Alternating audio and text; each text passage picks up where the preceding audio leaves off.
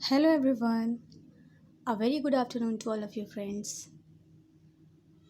आज हम डिस्कस करेंगे बहुत ही इम्पोर्टेंट चैप्टर जिसका नाम है लेसन नंबर 3 MPSC 007 का चैप्टर नंबर 3 आज हम पढ़ेंगे। इससे पहले फ्रेंड्स, आप लोगों ने अगर चैप्टर नंबर 1 और सेकंड चैप्टर की वीडियो नहीं देखी है तो आप लोग देख सकते हैं। तो फ्रेंड्स, चैप्टर नंबर 1 में हमने पढ़ा था सामाजिक आंदोलन क्या है। चैप्टर नंबर 2 में हमने देखा कि सामाजिक आंदोलन की विविध विचारधाराएं क्या हैं, और आज हम पढ़ेंगे कि हमने सामाजिक आंदोलन को किस प्रकार से वर्गीकृत किया है, सुधार के अंतर्गत क्या आता है, विद्रोह के द्वारा किस प्रकार से सामाजिक आंदोलन का अध्ययन किया जाता है, वह इसकी क्रांतिवादी विचारधारा के अंतर्गत किन तत्वों को सम्मिलित किया गया है। ये सारी चीज़ें हम देखेंगे इस वीडियो में फ्रेंड्स। आई होप आप लोगों को वीडियो के थ्रू सारा चैप्टर जो है वो समझ आ जाएगा। मैंने बहुत ही कम शब्दों में सारी चीज़ों को एक्सप्लेन करने की कोशिश की है फ्रेंड्स। तो चलिए फ्रेंड्स, स्टार्ट करते हैं हम आज का वीडियो। तो फ्रेंड्स, सामाजिक आंदोलन के बारे में हम लोगों ने पढ़ा था चैप्टर नंबर 1 में कि सामाजिक आंदोलन जो है वो संस्थागत और गैर संस्थागत होते हैं। इसके बाद आप लोगों ने चैप्टर नंबर 2 की वीडियो जो देखी थी उसमें आप लोगों ने देखा होगा कि सामाजिक आंदोलन के अंतर्गत मार्क्सवादी विचारधारा क्या थी, गांधीवादी विचारधारा क्या थी। जैसे मार्क्सवाद जो है वो वर्ग संघर्ष पर फोकस करते हैं, अतिरिक्त मूल्य के सिद्धांत पर फोकस करते हैं। जो मार्क्सवाद है वो ये कहते हैं कि दुनिया के सभी मजदूरों एक हो जाओ और एक राज्यविहीन क्रांति की के द्वारा एक राज्यविहीन समाज की स्थापना की जाएगी। मतलब जब दुनिया के सारे मजदूर जो हैं वो एक समय तक ही सिर्फ जो है वो शासक वर्गों का शोषण जो है वो शासक वर्ग जो है उनके द्वारा जो शोषण कर रहे हैं उसको झेल पाएंगे। और एक वक्त ऐसा आएगा कि जब समाज के सभी मजदूर जो हैं वो क्या करेंगे, क्रांति करेंगे और एक ऐसे समाज की स्थापना करेंगे जहाँ पे किसी भी प्रकार का कोई समाज नहीं होगा। इसके बाद आप लोगों ने पढ़ा था गांधीवादी विचारधारा, जिसके अंदर आप लोगों ने गांधी जी के ओपिनियंस के बारे में पढ़ा कि उन्होंने साधन और साध्य को बल दिया। साधन और साध्य पे किसी भी लक्ष्य की प्राप्ति के लिए अहिंसा, सत्याग्रह, सविनय अवज्ञा, ये सारे सिद्धांत उनके द्वारा अपनाए गए थे। और एक आपने लास्ट पढ़ा था संसाधन संग्रहण का क्वेश्चन का सिद्धांत, जिसके अंतर्गत ये कहा गया था कि हमें संसाधन के उचित प्रयोग पर बल दिया जाना चाहिए। संसाधन के संग्रहण यानी कि जितने हमारे पास संसाधन है हमें उन्हीं का उचित प्रयोग करना चाहिए। ये मैंने फ्रेंड फर्स्ट और सेकंड चैप्टर का आपको ओवरव्यू दे दिया है। अगर आप लोगों ने वीडियो नहीं देखी तो आप देख लीजिएगा।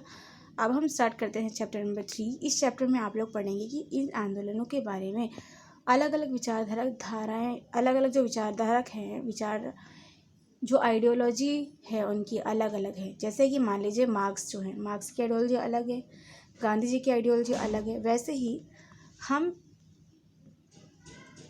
इन सभी के विचारों में विविधता पाई जाती है और इन सब के विचारों में कुछ ना कुछ मौलिक भी पाया जाता है, यानी कि जो विशेष है।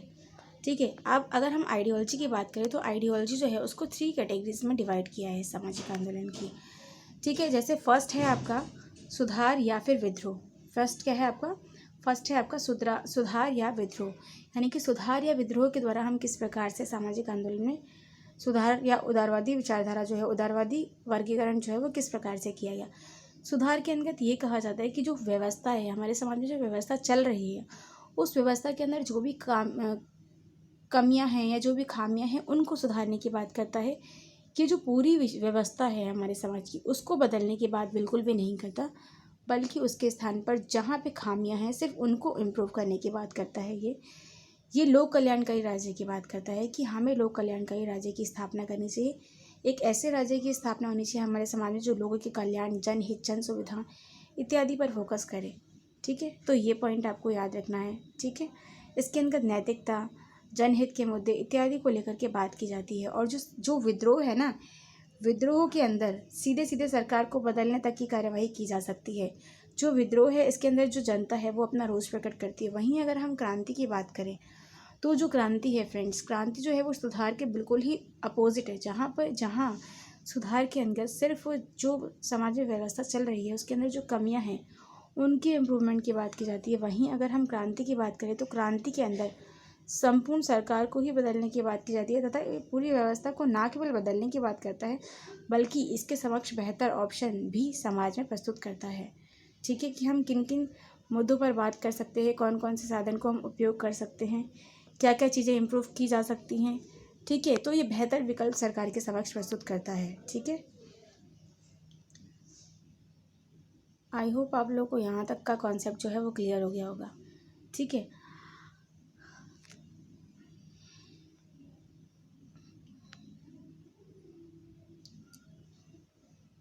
देखो फ्रेंड्स, यहाँ पे एक्सप्लेन किया गया है कि जो विद्रोह है, विद्रोह में क्या होता है, किसी खास मुद्दे को लेकर के, विद्रोह के अंदर क्या होता है, किसी खास मुद्दे को लेकर के शासन प्रणाली के प्रति रोष प्रकट किया जाता है और इसमें सरकार को गिराने या किसी कार्यवाही को भी किया जा सकता है, लेकिन इसमें व्यवस्था को बदलने की बात नहीं होती। ठीक है, व्यवस्था जो है उसको बदलने की बात नहीं होती इसके अंदर। अब हम पढ़ेंगे नेक्स्ट जो है क्रांति।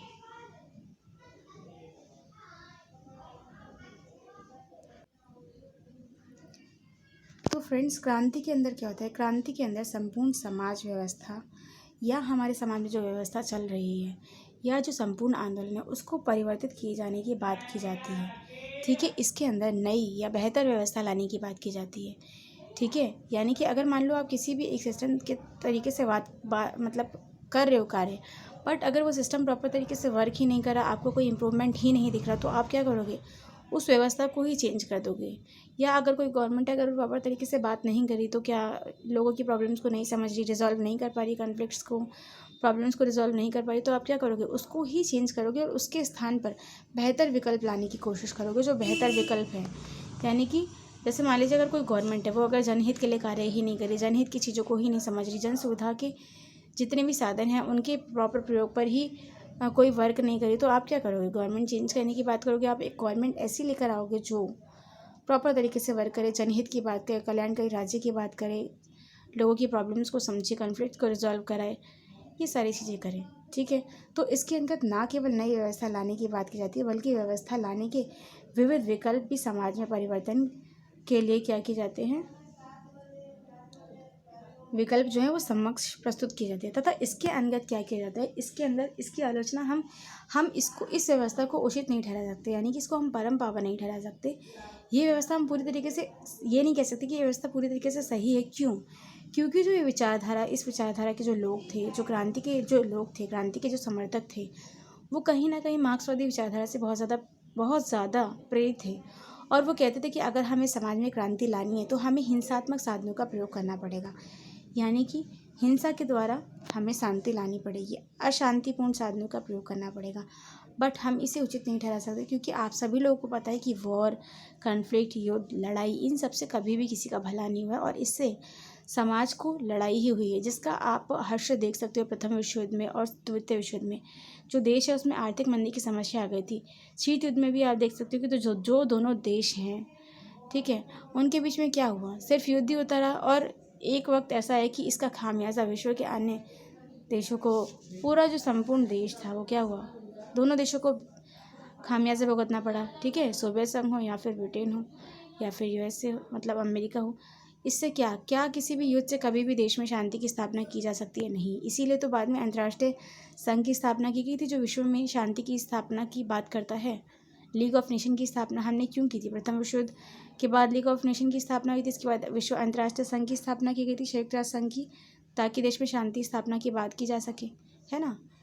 तो इसीलिए फ्रेंड्स, इसको हम उचित नहीं ठहरा सकते क्योंकि युद्ध के द्वारा कभी भी किसी का भला नहीं होता। युद्ध के करने के बाद हम भले ही कुछ समय तक के लिए शांति स्थापित करें, लेकिन लोगों में भय, आतंक इत्यादि का अगर वातावरण रहेगा तो शांति कैसे स्थापित होगी उस समाज में। ठीक है, अब हम बढ़ते हैं नेक्स्ट आगे।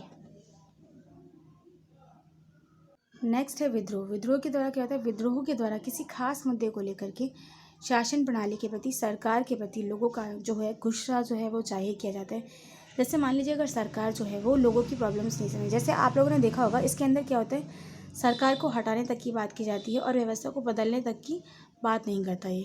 जैसे मान लीजिए किसान आंदोलन, लोग क्या करते हैं, विद्रोह करने लग जाते हैं, सीधे सीधे सड़कों पर उतर जाते हैं, रैलियाँ निकालने लग जाते हैं अगर सरकार के प्रति अपना गुस्सा जाहिर करना होता है उनको। तो जैसा कि आप किसान आंदोलन का एग्जाम्पल ले सकते हो, तो किसान आंदोलन के बारे में ऐसा कोई भी नहीं है कि उसे पता ना हो। ठीक है, सभी इससे मतलब परिपूर्ण है, इससे सबको इसके बारे में पता है।